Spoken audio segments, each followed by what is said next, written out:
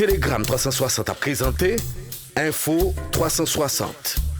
Info 360, yon condensé actualité journée en 360 secondes. Tout ça doit connaître sur ce qui passe dans le pays d'Haïti à l'autre côté, Info 360. Info 360, c'est information pratique, bien traitée, sans fausse côté. Bonsoir et bienvenue à Info 360. Réunion jeudi du Conseil permanent de l'OEA autour du conflit haïtiano-dominicain provoqué par la contestation du président dominicain Luis Abinader du droit des Haïtiens de construire un canal sur la rivière Massacre. Le représentant permanent d'Haïti auprès de l'OEA, Léon Charles, a déclaré que la construction du canal ne va pas s'arrêter, tout en dénonçant les décisions unilatérales et arbitraires du gouvernement dominicain. Le ministre dominicain des Affaires étrangères, Roberto Alvarez, a de son côté tenté de banaliser les déclarations du représentant d'Haïti au sein de l'organisation hémisphérique. Il invite le secrétariat général de l'OEA à prendre des mesures pour organiser, en collaboration avec des techniciens de l'OEA et de la BID, des visites sur le site de la construction du canal pour évaluer les travaux. Le 26 mai 2021, une délégation haïtienne s'est rendue à Santo Domingo en vue de faire valoir la position du gouvernement haïtien en présentant et en décrivant l'ouvrage de dérivation.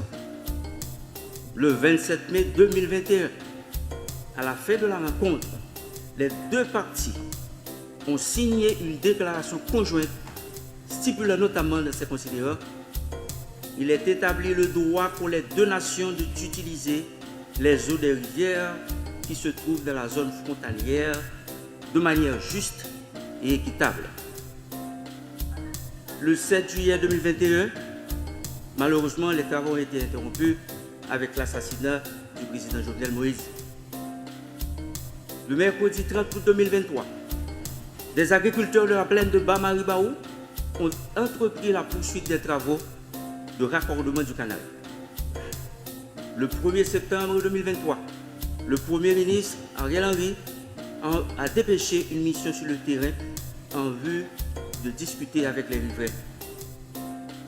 Le 8 septembre, le gouvernement dominicain a ordonné unilatéralement la fermeture du poste frontalier officiel de Darabon-Ouanamène.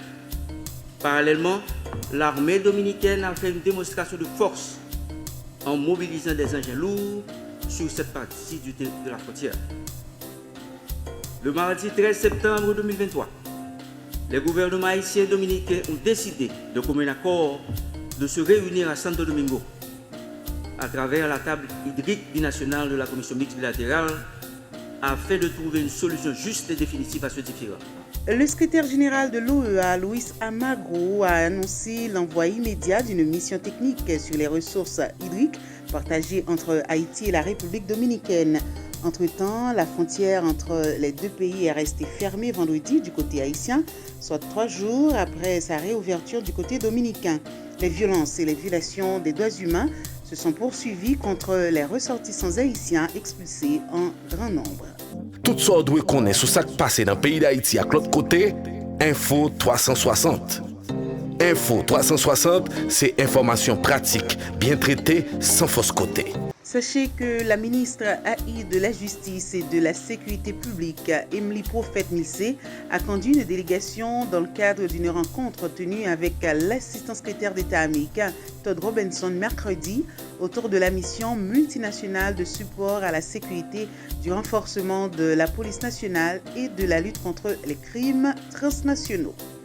Une rencontre a été organisée jeudi 12 octobre entre le Premier ministre Ariel Henry et une délégation de l'Organisation des Nations Unies.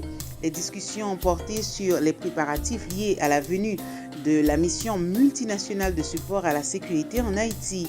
La délégation des Nations Unies est dirigée par le sous-secrétaire général des Nations Unies en charge de l'Europe, de l'Asie centrale et des Amériques au département des affaires politiques et de la consolidation de la paix, Miroslav Tchenka.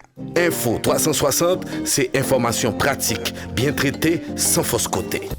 Et plusieurs milliers de Palestiniens ont fui vendredi à travers les rues dévastées de la ville de Gaza, espérant trouver un refuge dans le sud du territoire. L'armée israélienne a appelé tous les civils de cette ville à évacuer leur domicile pour leur propre sécurité. Merci de votre fidélité à Info 360. Passez un très bon week-end. À bientôt. Info 360, une présentation Télégramme 360.